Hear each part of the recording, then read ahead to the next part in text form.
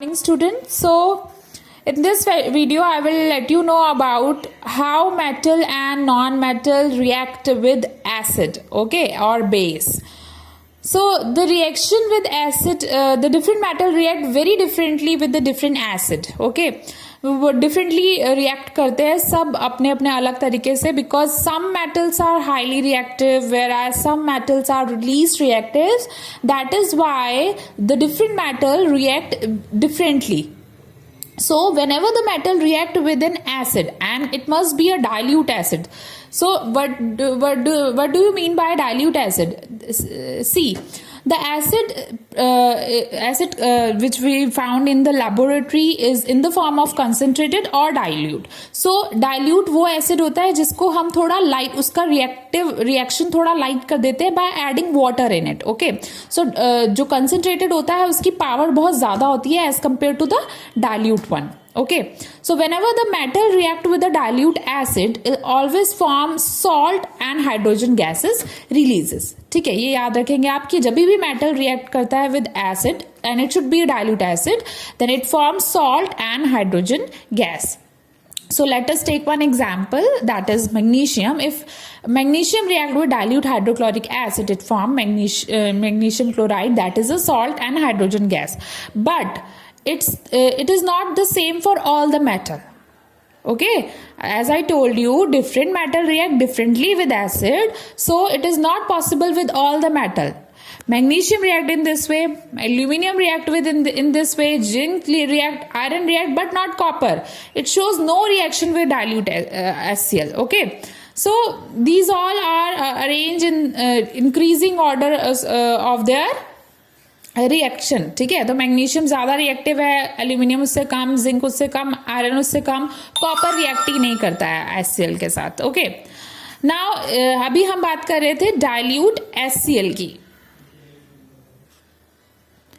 So now we are talking about aqua regia. Aqua regia is a royal water which is freshly prepared by mixing concentrated HCl and concentrated HNO3. HCl is hydrochloric acid and HNO3 is a nitric acid. In the ratio 3:1 means 3/4 part of HCl and 1/4 part of HNO3.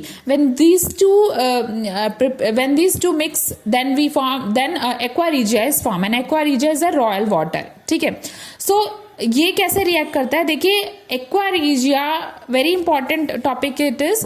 Aqua regia is a highly corrosive and can even dissolve gold and platinum. Okay, gold react नहीं करता है, normally doesn't react, but ये aqua regia के साथ भी react कर जाता है. ठीक है, so this is the symbol for gold. If gold react with aqua regia, that is the mixture of hydrochloric and nitric acid, then it form gold chloride plus NO2 plus H3O positive plus H2O.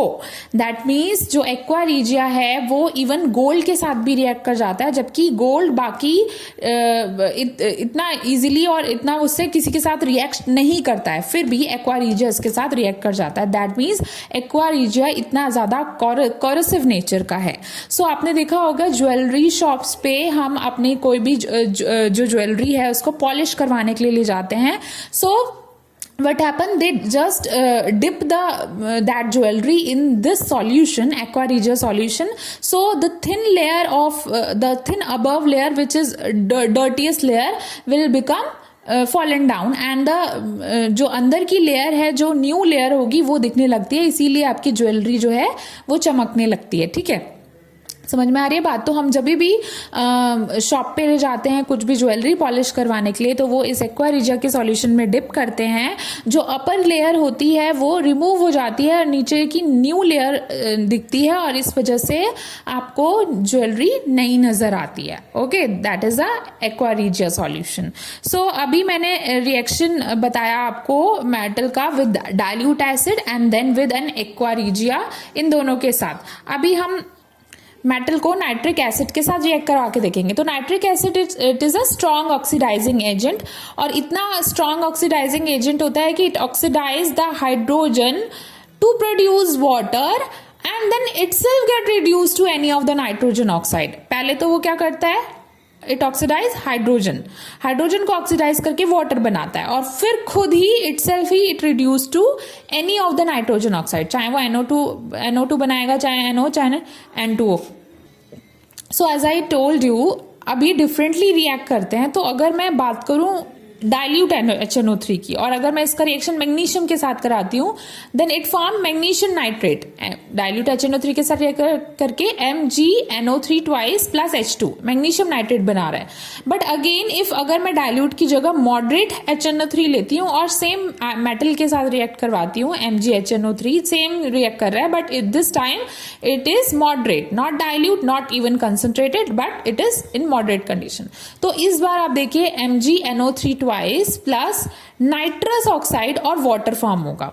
While अगर मैं concentrated HNO3 use करती हूं, तो in this case magnesium react with HNO3 and it form MgNO3 twice, it is same, but here it form nitrogen dioxide plus water.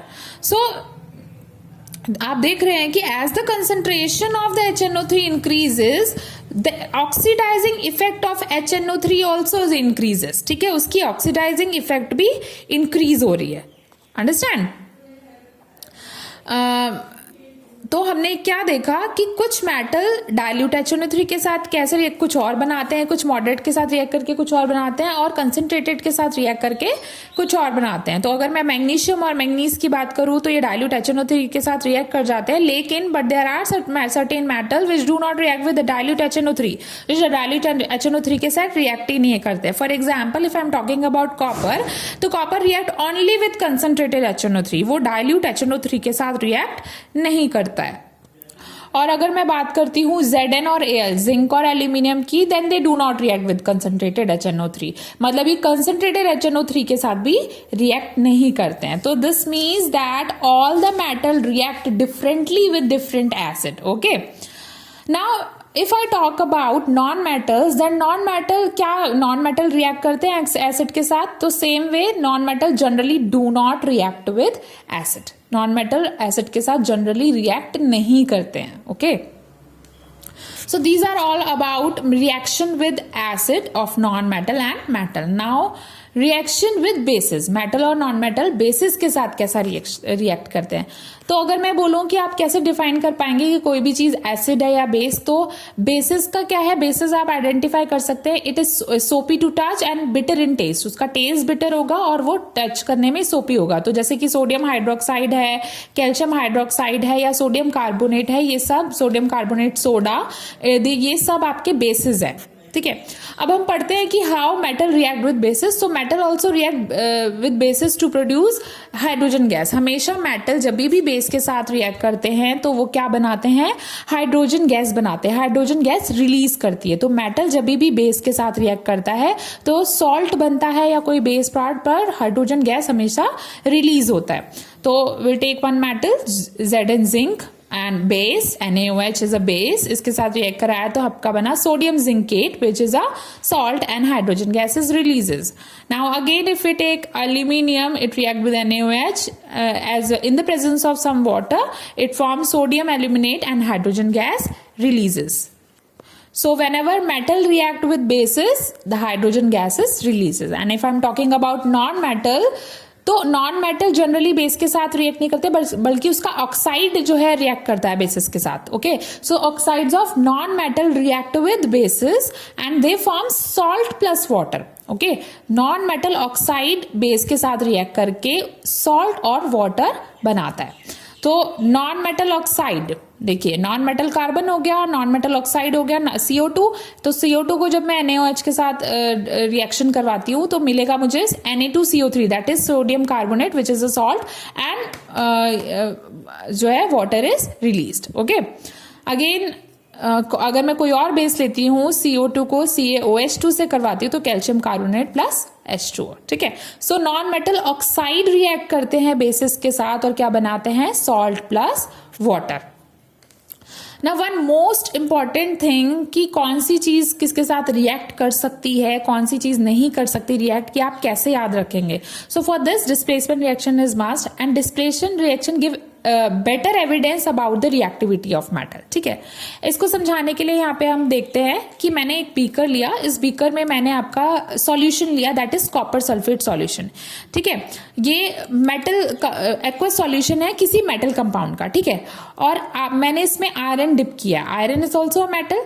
ठीक है, तो समझेंगे beaker है, बीकर में मैंने आयरन लिया है, दैट इज मेटल, और सॉल्यूशन लिया है मैंने copper sulphate solution, that is a aqueous metal compound. Okay, तो ये भी मेटल का कंपाउंड है और ये भी मेटल है। अब होगा क्या कि जब मैं इसको रिएक्ट करवाऊंगी तो आयरन कॉपर के साथ, कॉपर का जो सॉल्यूशन था, कॉपर सल्फेट का जो सॉल्यूशन था वो ब्लू कलर का था। जब मैं रिएक्शन करवाऊंगी तो क्या हो जाएगा, थोड़ी देर बाद जो है इस सॉल्यूशन का कलर फेड हो जाएगा। ठीक है, क्यों फेड होगा, क्योंकि रिएक्शन हो जाएगी, रिएक्शन होने पर आयरन कॉपर को उसके सॉल्ट सॉल्यूशन से डिस्प्लेस करेगा, सॉरी उसके सॉल्यूशन से डिस्प्लेस कर देगा और खुद उसकी जगह आ जाएगा। तो आयरन जो है CuSO4 के साथ रिएक्ट करके FeSO4 बनाएगा प्लस कॉपर अलग हो जाएगा। तो यहाँ पे मैंने एक वन मेटल लिया है into the solution of another metal, तो यहाँ पे एक मेटल दूसरे मेटल को रिप्लेस कर रहा है, और ये पता कैसे चल रहा है, by changing the colour of the solution. ठीक है, अब मैं इसको दूसरा करके देखती हूँ, जैसे कि अगर मैंने अब आयरन की जगह यहाँ पे जिंक की कोई स्ट्रिप ली है, व्हाइट कलर की स्ट्रिप है, सॉल्यूशन जो है मैंने सेम लिया, कॉपर सल्फेट सॉल्यूशन जो कि ब्लू कलर का था। अगेन फिर मैं देखूंगी कि कलर इसका फेड हो जाएगा, क्योंकि Zn जो है Cu को रिप्लेस करके SO4 बनाएगा, और ये जो आपका सॉल्यूशन था ब्लू कलर से कलरलेस हो जाएगा। ठीक है, ठीक है, इन द सेम वे अगर मैं अपोजिट कर दूं, अगर मैं यहाँ पे जिंक की जगह कॉपर का कोई स्ट्रिप लूं और सॉल्यूशन जिंक सल्फेट ZnSO4 का लूं, तो आप देखोगे कि कोई भी चेंज नहीं होगा, दैट मीन्स कोई रिएक्शन ही नहीं होगी। ठीक है, अगर मैं इसी को अपोजिट कर देती हूं तो कोई चेंज नहीं होगा कलर में, no reaction will take place. Okay, that means the more reactive metal always displace the less reactive metal. Less reactive metal कभी भी डिस्प्लेस नहीं कर सकता, बट जो मोस्ट रिएक्टिव मेटल है वो हमेशा लेस रिएक्टिव मेटल को उसके सॉल्यूशन से, सॉल्ट सॉल्यूशन से डिस्प्लेस कर देंगे। सो अगर मैं कोई मेटल लेती हूँ A और वो ज्यादा रिएक्टिव है दूसरे मेटल के जो सॉल्ट सॉल्यूशन है उससे, तो वो उसको डिस्प्लेस करके उसकी जगह पे आ जाएगा, सॉल्ट सॉल्यूशन ऑफ A बन जाएगा प्लस मेटल B अलग। सो यहाँ पे जैसे कि आयरन को CuSO4 से किया, क्योंकि आयरन कॉपर से ज्यादा रिएक्टिव है, तो आयरन उस कॉपर की जगह को डिस्प्लेस करके उसकी जगह आ जाएगा FeSO4 प्लस Cu हो जाएगा। Understand? So this is very important to understand the displacement reaction, and it totally depend upon the reactivity series कि which metal is most reactive and which is least reactive. So reactivity series पढ़ना आपके लिए बहुत important है, और reactivity series आपकी ये है, सबसे टॉप पे आपके मोस्ट रिएक्टिव मेटल है और ये डिक्रीजिंग ऑर्डर में ये सबसे लीस्ट रिएक्टिव मेटल है। दैट मीन्स पोटेशियम बहुत ज्यादा रिएक्टिव है, सोडियम बहुत ज्यादा रिएक्टिव है जैसे मैंने आपको बताया था, उसके बाद कैल्शियम, मैग्नीशियम, एल्यूमिनियम, सॉरी उसके बाद हाँ zinc, iron, lead, copper, sorry this is carbon, wait, this is carbon. Okay, so this is carbon. Okay, so potassium, this is sodium, this is calcium, magnesium, carbon, zinc, iron, lead, hydrogen, copper, silver and gold. So this is a So this is a mnemonic to learn this reactivity series, बहुत easily learn हो जाएगा। आपका ये potassium है, पहला word है आपका P, so P से प्लीज, S से स्टॉप, C से कैल्शियम, मैग्नीशियम, M से me, aluminium A, carbon C, so यहाँ पे cute, Z zebra, I iron. मैंने फर्स्ट वर्ड इसका यूज किया है, याद करने के लिए बहुत ही अच्छी ट्रिक है, बहुत ही अच्छी नेमोनिक है। सो आप लर्न करेंगे, please stop calling me a cute zebra, I like her called smart goat. If you learn this mnemonic you can learn this reactivity series also. Okay, so please, P stand for potassium, stop, S stand for sodium, C calling stand for calcium, M stand for magnesium, A stand for aluminium, C stand for carbon, Z for zinc, I for iron, L for lead, H for hydrogen, C for copper, S for silver, and G for gold. Okay, so this is how you can learn the reactivity series. Now, one last thing which I want you to revise with me again, and that is the difference between metal and non-metal. तो हमने non-metal और metal का difference पढ़ा. Luster, metal luster होता है, non-metal not lustrous. They are metal are sonorous, non-metal they are non-sonorous. They are a good conductor of heat and electricity. Non-metal they are poor conductor of heat and electricity. Again, metal are malleable, means they can be bitten into thin sheet, but non-metal they don't. They can be converted into thin wires. They are ductile, but non-metal are non-ductile. They have high density, but non-metal they have low density. The oxides are basic. The oxides of metal are basic, whereas the oxides of non-metal are acidic. And metal react with water. They also react with acid. They react with bases to form to release hydrogen gas. But non-metal they do not react with water and acid. Okay, ये water और acid के साथ react नहीं करते हैं. But non-metal के जो oxides होते हैं they react to release water. ठीक है? So this is all about metal and non-metal. And if you have any doubt, you can ask me in the worksheet. Just write down your doubt there and I will answer your question. So note down all these notes in your notebook and do the worksheet also. Thank you.